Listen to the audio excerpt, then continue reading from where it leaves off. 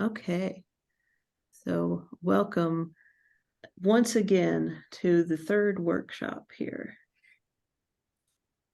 And let me get my screen shared with you so we could see this beautiful PowerPoint. All right. So tonight we're talking about being known in digital spaces. So that could be for your church organization, and specifically with newsletters and social media. So some of what we're going to be doing tonight, there are a lot of ways that newsletters and social media kind of intersect. So we're going to go over some basics of just being known in a digital space, first of all. And then Oscar's going to share with us a little bit about social media. We'll go into some content creation and planning. Then we'll go over a little bit of newsletters. And then at the end, there's just some resources and our contact information. So I will be sending the slides to anyone who signed up for this. And if you didn't RSVP on the website, please just send me an email at the email that you'll see at the end, and I will send this PowerPoint to you. All right, so I just want everyone to know, first of all, that there is no perfect formula for social media or newsletters. It's really just trying something, seeing what sticks, throwing things at the wall, right? So that being said, having a handle on our presence in digital spaces can really help us be known to the world. So it's kind of a reflection of your organization, your church, or yourself in your personal social media and things. But sometimes kind of feels like the reflection we see through this glass marble. It's a little bit distorted. It's kind of upside down and really hard to see the full picture unless you're there in person. Nevertheless, it's really important that we take part in this. And that's what a lot of people are looking for these days. You know, it's never going to be the same as being in person, but existing in the digital space is very important. And there are some good ways to do that. So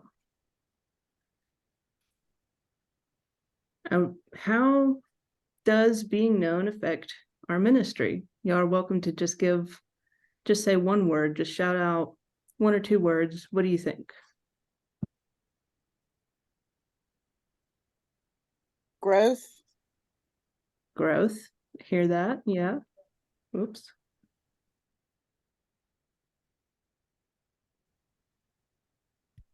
Service. Service. Yeah. It defines us. It lets people know who we are. Yeah. It's an awareness. Awareness. You create community. Yeah, absolutely. Yes, It all very good answers. It may open us to people that we haven't been exposed to before. Yeah. New challenges. New challenges, new relationships, gets us kind of in those space with somebody new who we may not have known before. Yeah. Anyone else have something?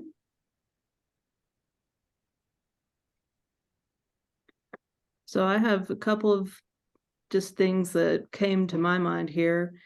Like some of you are saying, it connects congregations and communities in new and authentic ways. So it's authentic because we can kind of be vulnerable in different ways in digital spaces, right? So we can be known in sort of, just being ourselves and showing who we are without fear. It plays in various ways, right? Sometimes people can be overly mean, but that also plays the opposite way, that we are able to be funny and be vulnerable in ways that we may not always be comfortable with in person. Couple other things here. People who are looking, see a vibrant community they might want to join. So seekers are people who are looking for a church or organization that is like yours. People who are in need of help from the ministries, a lot of people may not always have a phone or access to the internet, but a lot of people have accounts and they can get on and see things. So if you're sharing your food pantry, soup kitchen, different things like that, that's important to put out there in the world to connect people to those forms of ministry. And it also, the last thing here, gives a church a voice in spaces where it's needed, where love needs to kind of step in. So any other thoughts on this slide?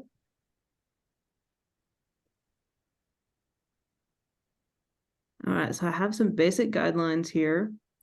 So, if you take a digital marketing course, mostly they're going to tell you, know your audience. But I think social media is about being known to your audience. So they're the name of this presentation, right? So it's about, like I've been saying, showing who you are and being authentically human, being able to be vulnerable. A lot of people, they want to see the mistakes. They want to see the wrinkles and some of those things that just kind of validate that, yeah, we're all just human, right? And other things to think about. It's okay to not be on every single channel. It's okay to not have a Facebook, Instagram, TikTok, Snapchat. It's okay to just do one or two social media channels. Don't overextend yourself. We all have kind of limited energy, so it's okay to just be on one or two things. And same goes for newsletters. It's okay to not send 5 a week. It's okay to just, do one, maybe two, whatever you feel is necessary. One a month, if that's where you are. So just no pressure. Rachel, Yeah. when you say limit the channels, do you have any particular ones you would recommend that churches particularly pay attention to or spend time on or with? Yeah, it's a great question. So demographics do matter. So, they said generally older folks are on Facebook, but I'm on Facebook a lot. I'm on Facebook more than I am on Instagram. I'm trying to be a little bit better about that, but it just really depends. As far as social media channels, I would say Facebook and Instagram are the main ones. If you feel drawn to things like Twitter, or I think it has a different name, or something else these days, then try it. I think, TikTok can be really fun. I don't myself have an account, but if you like to do videos and fun things like that, it's kind of a good way to spread love in a place where there may not be a whole lot of love. So I would say the main ones stick to Facebook and Instagram as just a starter. Thank you. Yeah. Yeah, so last thing on this slide, keep it simple. So if you are on Facebook a lot and that's your main channel that you like to go to, you don't need 47 photos from your event. I think I got that from a commercial. But just, if you have one or two really good photos, I would say the max is probably 10 to 15, and then people probably stop looking after that point. But it's really good to show your community or your church in action. So definitely post those photos, but it's really good to just keep it simple and do just a few. And yeah, so I'm going to turn it over to Oscar. I'm going to stop this here. Oscar, did you want to share Yeah, I Timothy? do have a little PowerPoint, so let me share it with all of you and we'll begin. So thank you again for inviting me and thank you all for being here and learn a little bit more about social media and how we can use it to evangelize. So I'm Oscar Rozo. I'm originally from Bogota, Colombia, and I migrated to the United States in 2004. Back then I was living in Wisconsin, and it was around the year of 2009 that I got into social media, especially Facebook, when Facebook back then was especially focused on colleges and inviting that network between students in college. And then later on, probably around 2012, when I was ordained priest, I began to play with more with Facebook and Instagram, just to build community, build relationship, and just spread the word of God through social media. One of the questions that I think I ask myself, and we sometimes might ask ourselves, is like, why do we use social media, and especially for our ministries? And the first thing that comes to mind is our baptism. Perhaps many of us do not remember the moment that we were baptized, because many of us were baptized when we were little. But when we are baptized, there are certain promises that we make in that baptismal covenant. When we're little, someone else makes those promises for us, or when we are baptized as older people, we make certain promises. And one of the promises that we make in our baptismal covenant is, will you proclaim by word and example the good news of God in Christ? And social media is such an amazing place to do the work that we committed to do in our baptismal covenant, to spread the word of God, to spread words of love and words of hope to our communities. The other reason why I use a lot social media for my ministry is because I love the Episcopal Church. Since I came to the United States, the Episcopal Church has become more than just a church, has become my family, and has been such an amazing place where I am accepted as who I am, and has an amazing message of God for the people, and I want to share that with those around me. So I use social media constantly. How do I use social media personally? One of the ways that I use social media is to pray. As people of faith, one thing that we can do with social media, just invite others to pray. If you look on my Facebook page or my Instagram, I am constantly inviting people to pray with me. Like in the screen, we have this post that I did about 2 days ago, asking prayers for one of our members by the name of Anne. And so I just say, please, friends and family, join me in prayer for Anne. And maybe I add a little prayer to invite people to say that prayer from whatever they are. And because I'm bilingual, I try to post that as well in Spanish. So those who follow me in Spanish could pray as well for that person.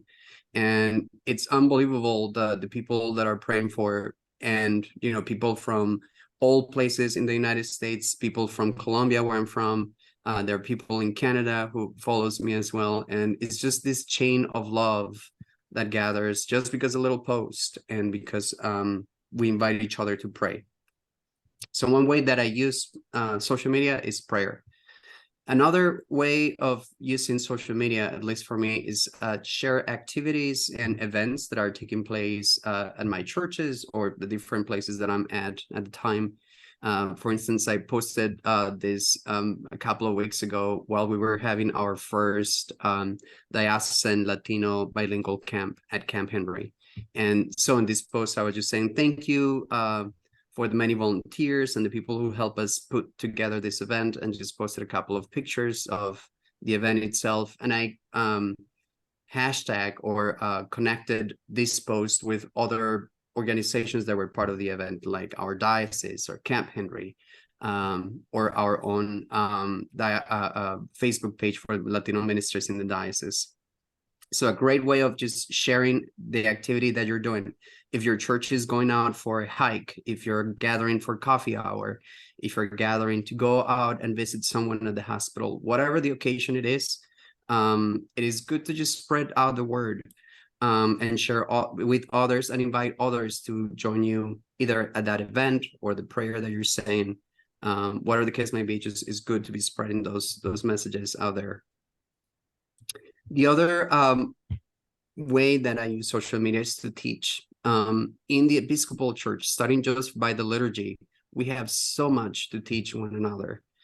From something as simple as the Lord's Prayer, or why do we do the sign of the cross, or what does it mean to be a liturgical church? Little elements like that. This is a great tool to teach others about who is it that we are and what's our identity as Christians and as people that that follow Christ in the Episcopal Church. I'm gonna play this video. So this was a video that I created with my son a couple of Sundays ago.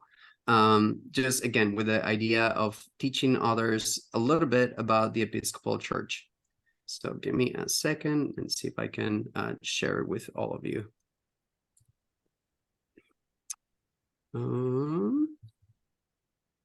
Let's see.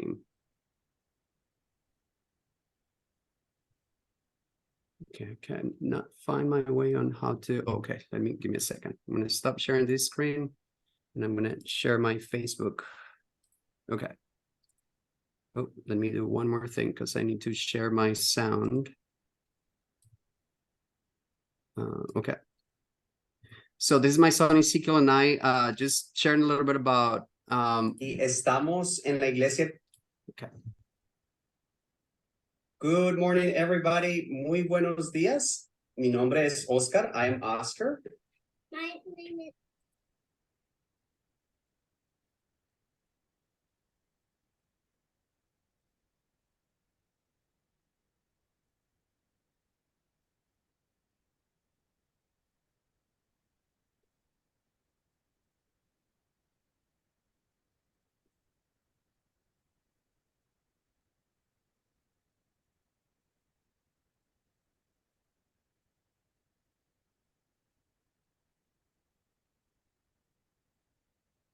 Did something happen to the sound?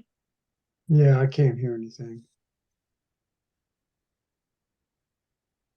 Did it get muted somehow, maybe? So tocamos la campana antes de la misa para invitar a la gente a que venga, para que presentemos juntos nuestras alegrías, nuestras frustraciones y todas nuestras vidas a Dios, quien nos ama y quien nos bendice. So come and join us at 10 o'clock to ring the bell and to celebrate the Eucharist. Vengan y celebren con nosotros la Santa Misa a las 10 de la mañana y ayúdenos a tocar la campana. Adiós. Say bye, Siki. Bye. Let's ring the bell. Okay. Anyway, were we able to see most of it, I hope? Yeah. And so basically the video is just, again, teaching people that are from outside of the parish that we ring a bell to invite people to come and pray, to share our brokenness. And at the end of the video, we ring the bell and we encourage people to say, hey, come and join us and ring the bell. Little simple things like that we can teach each other and teach those who are out there and might not know anything of the Episcopal Church, but might encourage them to come to church. I think that social media is an amazing tool to do that kind of work. So that's, I was going to share a few more things about the two medias that I have. So this is my Facebook page. And as I mentioned, again, I'm constantly sharing either prayers or events, social resources. For instance, there is this resource for the Latino community that is taking place, I believe, in Burnsville. And I know that I have Latino community following me. So this is a resource that it will be extremely valuable to some people in the community. And I'm sharing it there so they can come and participate at this gathering. The other social media that I use a lot is Instagram. And again, a lot of the work that I do is just images, pictures that attract people. And then, like, for instance, we take a look at this one. Oh, might not let me open it. But on this one, when you open the picture at the bottom, again, there was a prayer for those of us who experienced this storm this past Monday in the city of Newton and some other nearby areas. It was quite harsh. And so I was inviting people to pray and to acknowledge those who were struggling to that moment. But again, it's just a great resource to invite others to pray, to learn from one another, and as we mentioned before, to build community. Any questions for me? Okay, so I'm gonna return it back to you, Rachel. And again, thank you all of you for listening and for Do you do your Facebook page yourself, or do you have others to help you? for the videos. Yeah, it's myself. Like that little video that I did with my son, I just hold in my phone and I look at the phone and just record it there and then share it. One of the things that we do at one of the parishes that I serve at, we do bilingual services on Sundays, and we place them on our social media, especially on YouTube. So that might take a little bit more of time to put together, but it's doable as well. And it's a great way of providing those services for individuals that might not be able to come to our church for whatever the reason might be, but also for people who might be looking for a church and are looking online for churches or experiences of worship, and a great way to connect with them as well. Thank you. Yeah, it's really great to have a mixture of video and photos. Video plays really well. A lot of people like to watch the video rather than reading a long post, but it really varies. Like I said, there's no formula, so it's good to do everything. So thank you, Oscar, for sharing your stuff and sharing that with us. And yeah, if anyone has questions about that or comments about social media, we're going to do a little activity here just in a second, but I wanted to share one more thing before we go into an activity.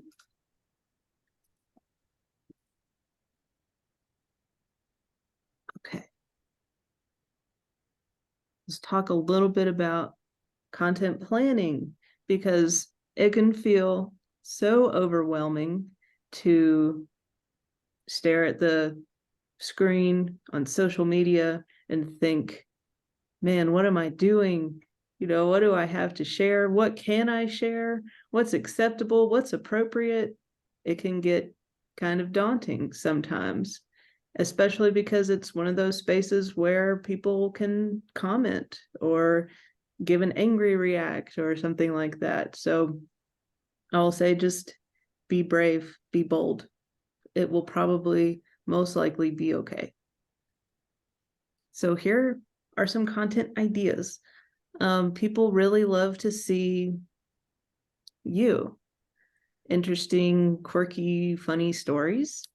Love like Oscar's video with his son. That's him just being human with his son and saying, come to church, And so behind the scenes moments though at church, the even something that might be a little bit embarrassing, somebody knocks the wine over, or if there's pets are involved and the dog pulls the tablecloth off at the potluck, things like that, those are funny, and that's okay. It's okay to post those moments on your social medias. So just be willing to be vulnerable.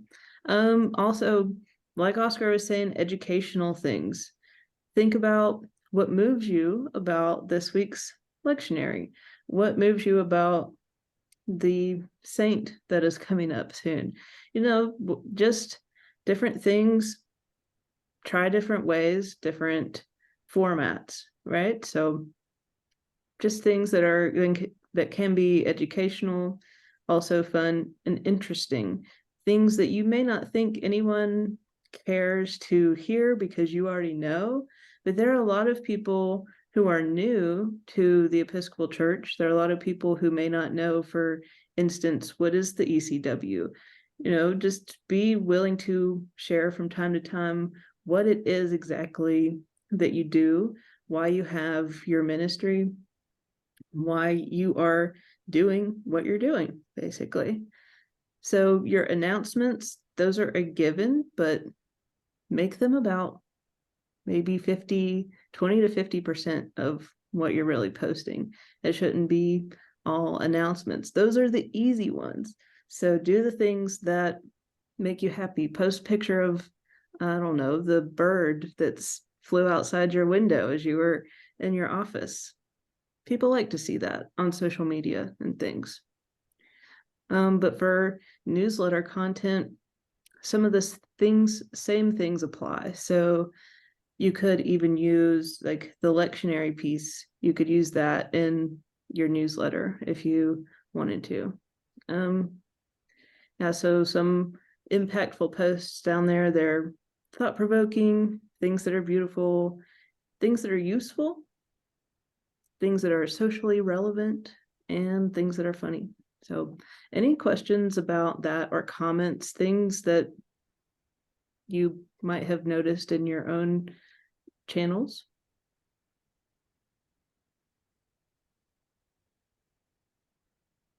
What do people react to? I guess my one question, this is Amanda from St. John's. My one question would be, how often should we be posting on our Facebook page? That's a good question. I think for Facebook, I try to go for at least once a week, but more is good. More is okay. If you think of something while you're there, we're going to get into content plan in just a second, but if you see, something that strikes you as one of these things while you're out during your week, that's great. But I would say to stay active and to look like you're active, post at least once a week and try to do more. And for Instagram, probably don't post more than once a day. It really it varies.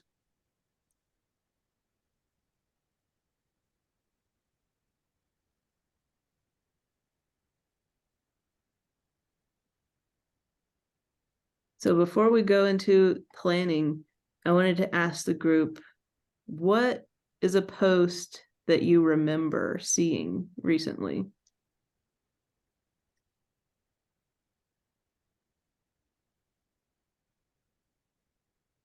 I have to confess, I haven't even looked at Facebook in I don't know how many years.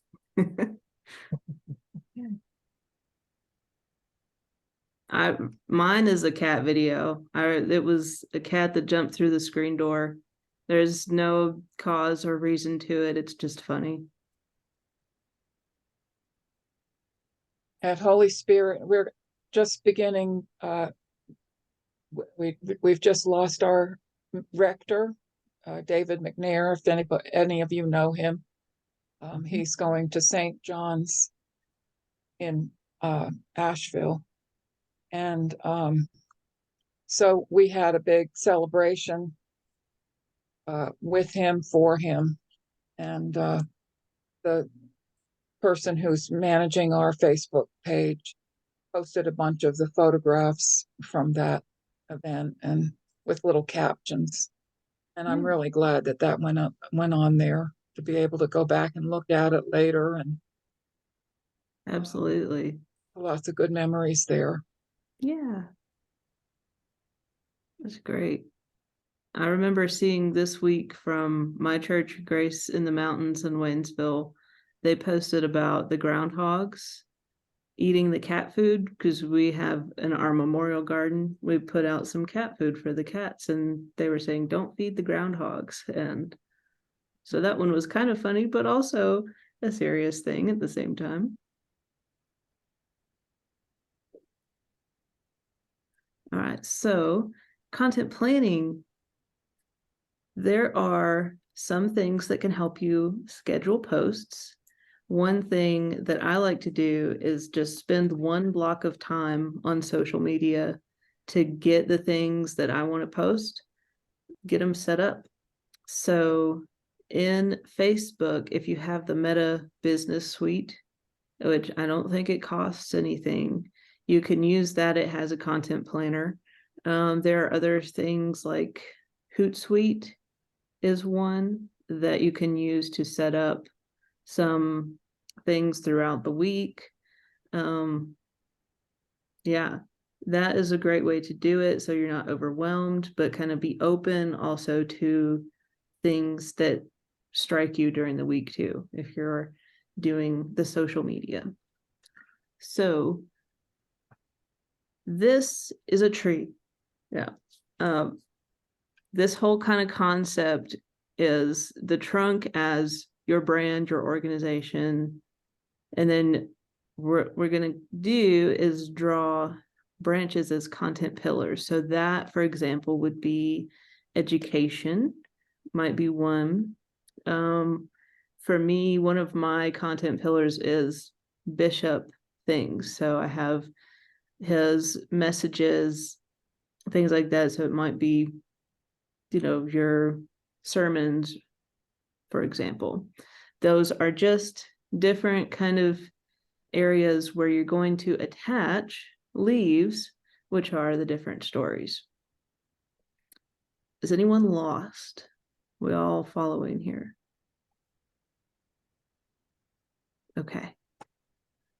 So this is our activity to sketch your content tree. So take just about 5 minutes and sketch out your tree. So one thing to note, these branches are completely different. We'll talk about that when we come back from our activity. So try for at least 2 branches with 3 leaves.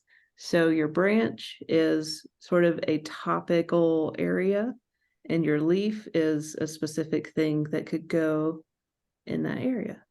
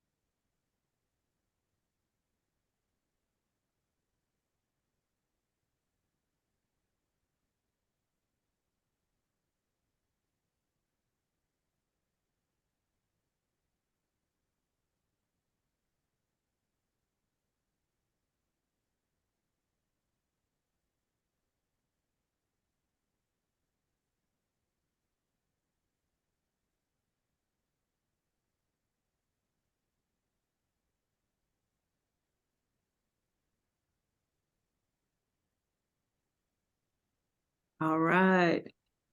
How did everyone do? Would anyone like to share some of their branches and leaves? This was mine, by the way. You probably can't see, but I used the computer to draw it. Anyone want to share some of their thoughts on this? I'll give it a try. Yeah. My first branch is for outreach, and one leaf was doing a fundraiser for a local food pantry that would needed a new refrigeration equipment, and the other leaf was a volunteer project to help with repairs at a camp that's in Madison County. And my other branch, I chose a stewardship campaign, and we schedule people to briefly talk about an area that they participate in the community, and how funding from the church enables us to do that particular thing. That's a And, great one for little videos. Right. That's what I was thinking, that in each of these cases, we would either have photos of people doing the things, and for example, in the fundraisers, making products to sell at a local craft fair, and with the doing repair work at somebody's home that needs a new a wheelchair ramp or something like that. Either doing a brief video or still pictures showing people doing different parts of it. And with the stewardship campaign, we usually have people stand up at the end of, during announcements at the end of the service, where we different ones each week, somebody gets up and talks about what the ways that money from the budget goes to helping us to accomplish certain things during the year. Then we also have small groups that get together to talk about ways that they would like to see things happen in the coming year, and what that might mean in terms of fundraising. And in each of those cases, it wouldn't be so much of a visual, a really bright kind of thing, but if we had somebody that did well enough, we could record them, speaking from the heart about something they cared about. Yeah. And coupling that maybe with captions of some kind. Yeah, Just all very good thinking it. ideas, as that shows sort of what you're about, the life of your church, and where you want to be. Thank you for sharing, Kathleen. I really like that idea, Kathleen. Thank you. I've wrote it down because I think that gave me some ideas. But when you say having people at the end of the service and you want to record that perhaps for stewardship and post it, I'm wondering, Rachel, is there, I wrote down as one of my branches, worship, and then sermons. It'd be nice to hear, maybe have the sermons posted, but the length of, a 20-minute sermon doesn't lend itself on Instagram or Facebook, right? You would need to have a Maybe link. Facebook, if you live stream on Facebook and then create the video, it's good. For me, being a seeker of a church, I like to kind of hear what the pastor has to say. sometimes. So that's okay.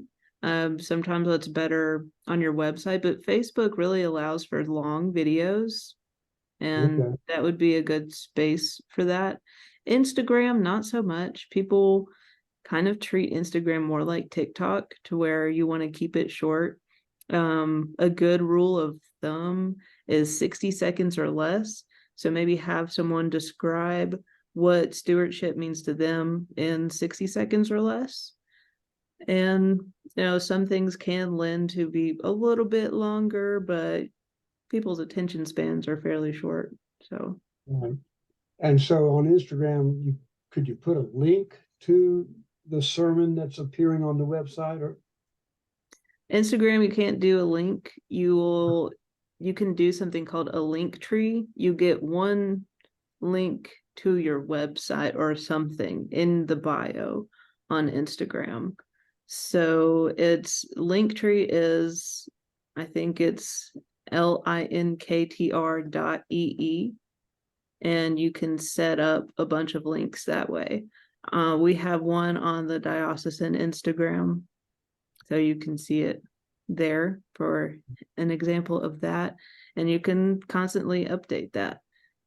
So sermons on Instagram, I watched one the other day, and I was just sitting here working and kind of had it on. So never know. I think her homily was about 10 to 15 minutes long, and I just kind of had it on while I was working and enjoyed that. So just depends. It's not really a never do that, but generally keep it shorter. Thank you. Has anyone else ever watched something really long on Instagram? I'm just kind of curious to hear from people. Just really long compilations of cat videos. Yes, enjoyable. I can relate. But on that topic of sermons on Instagram, there is a friend of mine who is clergy. I think he's in Georgia, regardless where he is from. He has someone from the parish who is recording with the phone. And so at the end of the service, that person chooses a little, like 5 second, 10 seconds portion of the sermon that really spoke to him or her, and they load it onto Instagram. And then again, what you were saying, Rachel, they link it to their own website. So the person who looks at it and listens to those 10 seconds that were quite vibrant of that sermon can go and follow onto that link and just listen to the whole thing in their own church website. Another thing is captions.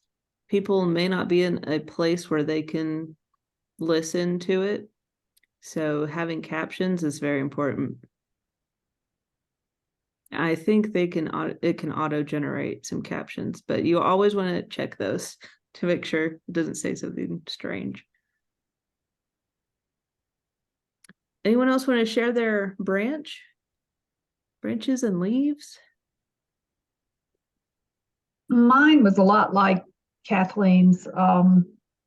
Outreach was a branch, and the branch itself was sort of what outreach looks like at Grace. And then the leaves were a variety of upcoming projects that we're going to be involved in. And the other branch was welcome. And the leaves were, first contact and then follow up and then integration into the congregation, because we're getting a lot of newcomers right now, and how we reach out to them is really important. But I also wanted to ask something, simply because I realize I know so very little about the technology of doing all of this. And I know that we're all at Grace, we're looking at this and trying to figure out how to do a better job. And you said that what was it, Perry, who said that you had somebody that use their phone to, no, I don't know, somebody said that. And then pick out a segment that goes to Instagram. Well, I couldn't do that if my life depended on it. And so it's kind of scary for me to think about, the how we're forging ahead in this technology, and the learning curve seems terribly steep. It can feel that way, but in my experience with media, you choose something, it's gonna be what it is. So you kind of grow your sense of what the best thing is, but what is best in your perception may not have been in Oscar's perception or Rachel's perception, right? So it's a little bit subjective, and that's okay. It's sort of like, I think we all feel that way sometimes, Kim, of just what is right? What can I do that is the exact right thing?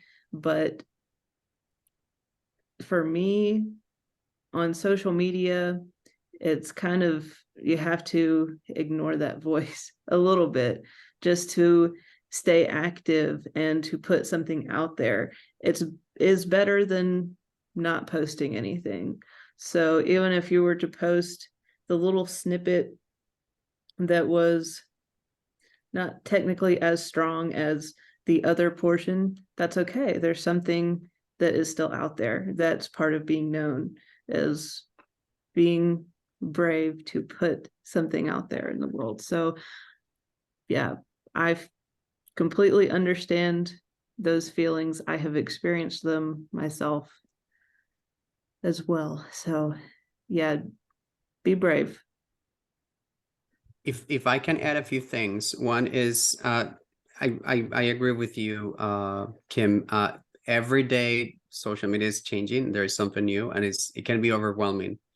And completely agree with you, Rachel. God made each of us so unique, and each of us has a expression, an experience of God that is quite unique to our lives.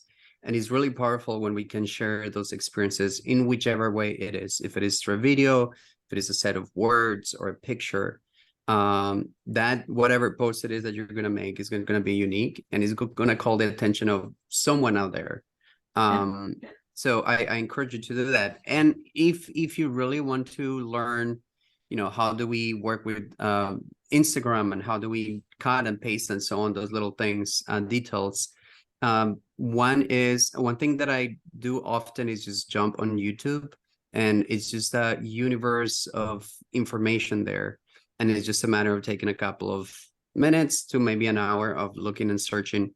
And the other part is that, I mean, we're part of a diocese. You're not alone here. If you ever need help, please call me. I'll be happy to come to you. We'll have a coffee, and I can show you some of the things that I have learned for the past couple of years. But never feel that you're alone. Please reach out and know that we're here to support you and to help you. Me too. It goes for everyone. Reach out. We can meet, we can Zoom, however we need to do it. And yes, YouTube is a great resource. The thing with the branches I was going to mention is that you need to be consistent with your colors and fonts, because a branch that looks one way should kind of keep consistent.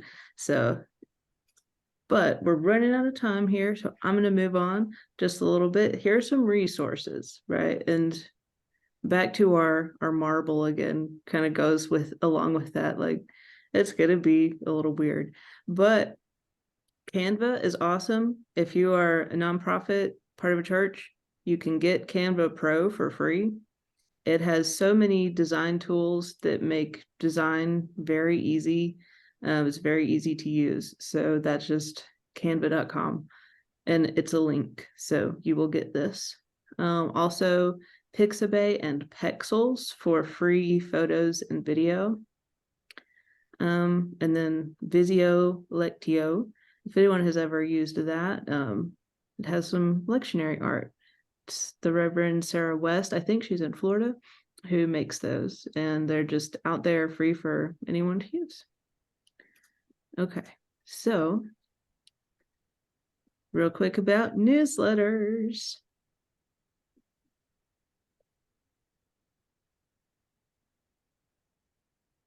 Probably the main thing that we think about, the main thing we're concerned about if we are putting a newsletter out there is staying out of the spam folder. I mean, so number one, we don't want to go to spam. We want people to read it. And I'll tell you, one of the main reasons emails go to spam is because people put them there. If people mark them as spam because they didn't sign up for your email and somehow got on your list and now they're annoyed. So make sure that the people on your email list want to be there, because if too many people mark you as spam, they're going to, that just makes it to where your email goes more into the spam folder. Another thing, avoiding spam words. Those are things like free, no cost, using all caps. Those are things that spam filters catch a lot. We're probably not going to be saying things like easy money, but that's another one that is a spam filter thing. And also too much punctuation. If you use 4 exclamation points, you're probably spam. So things like that. Authenticate your emails. This is something that is kind of technical and tricky, but if you use Constant Contact or MailChimp, you should be able to find something called CNAME or DKIM. This really helps if you use a service like that to verify that it's being sent from your website versus just a robot or something. So there's a video linked there. I don't know how to do it myself. Our IT guy helped me out. So if you need help though, click that link. And if you need to, you can call me and I can try to help as much as I can with authentication. But it is one of those things that is very important. If you have MailChimp or Constant Contact or another newsletter thing, you can probably type that in the search bar of YouTube, and someone out there has probably walked through that process. But very important things. So quick tips, as we have, I think, 1 minute. I did say we may go over a little bit tonight. So if you need to drop off at 8, that's totally fine. Just want to put that out there for anyone who does need to go, or you're just tired, that's totally okay. So quick tips for newsletters. Do we need a snappy subject line? So this is an interesting one, especially for church newsletters. For me, I have found that making the newsletter named something unique and having it consistently be the name of the newsletter and the date kind of plays better than having a snappy subject line, because people are looking for your newsletter if they want to know what's going on at church. So it really depends. It's not a bad thing to have a snappy subject line, but if it's a weekly announcements newsletter, it's good to have it be consistent. I get one called NCC News for You. That's this weekly announcement newsletter. I know exactly what that is, and if I want to look at it, I'm going to click that. If it's called something like Potluck Extraordinaire, I don't know what it is, and I might not click on it. Like I might miss it. So like I said, it's not wrong to have a different snappy subject line each week. It's one of those things that it's kind of different in our world of church and nonprofits. So yeah. Any thoughts on that? Anyone want to say, no, you're totally wrong? That's okay if you do.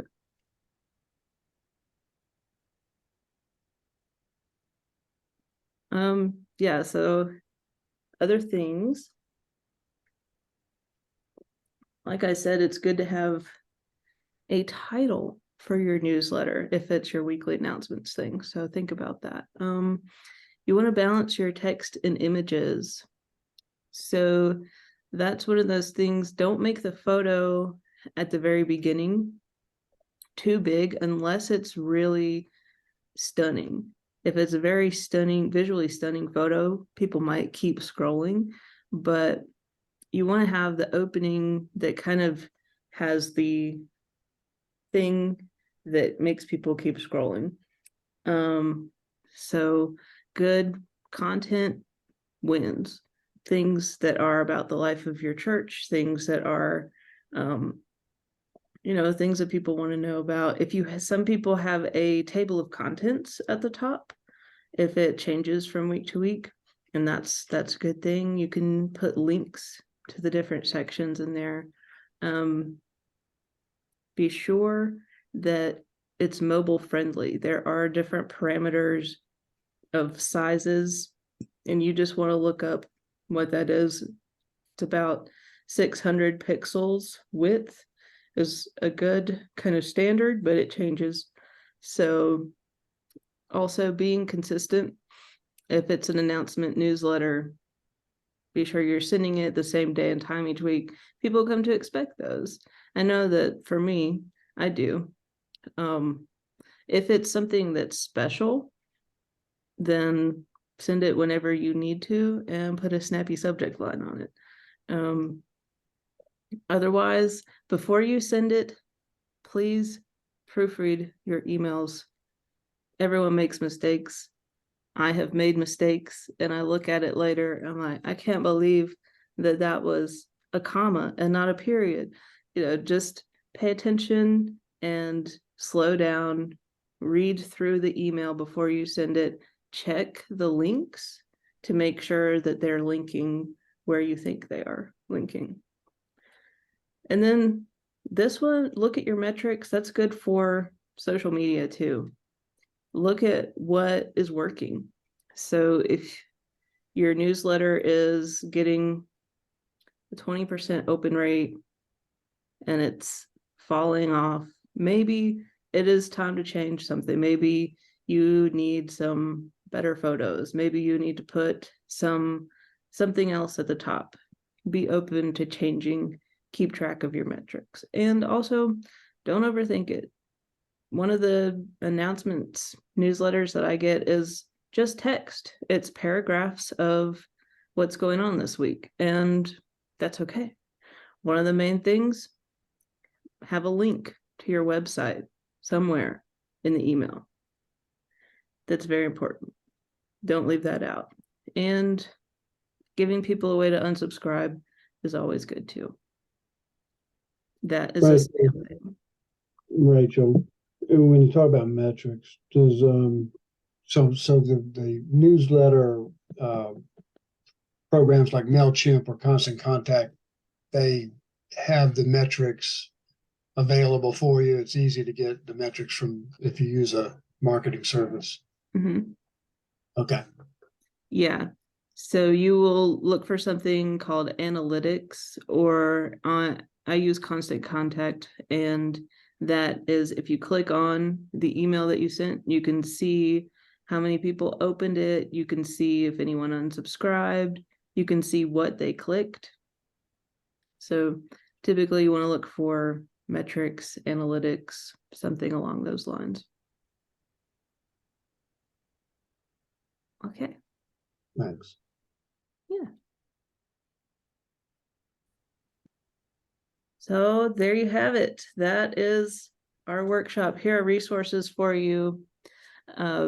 Couple helpful articles, a video about newsletter things. There's the lectionary art again. And Lizzie is a social media extraordinaire. She has just started a church in Texas and did this completely through her social media reach.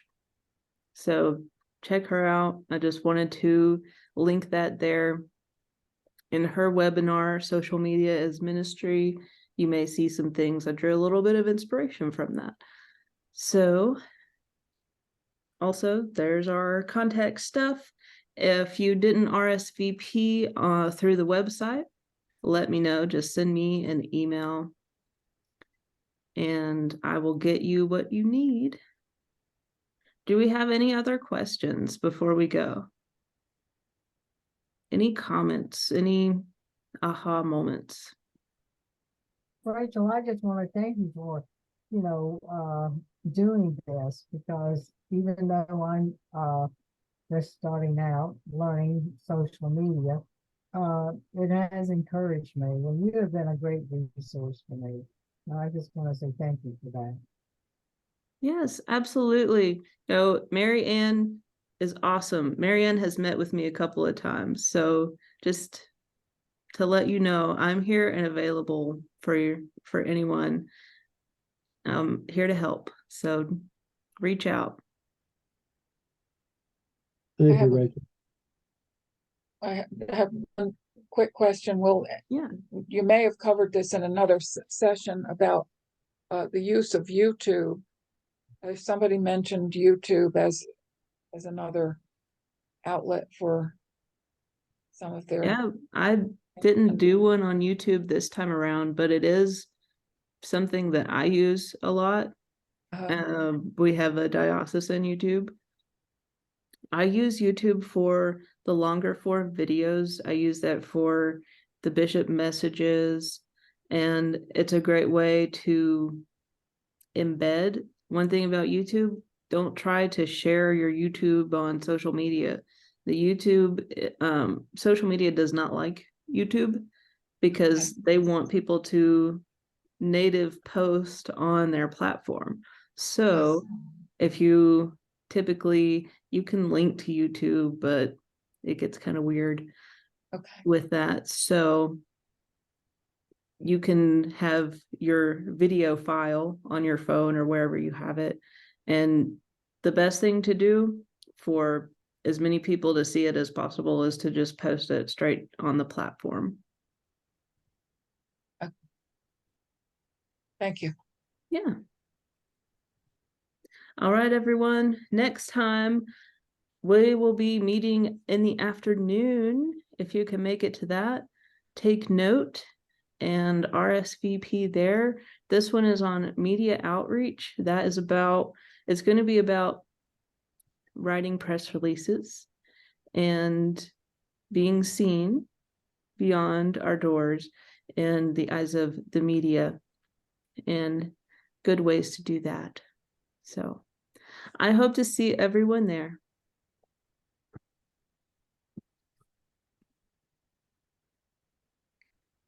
All right, everybody. Any other questions before we sign off? Thank you, Rachel. All right. Thanks, everyone, for coming. It's great to see Thanks, your Rachel. faces. Thank you. Take Bye. care. See you next time. Yes.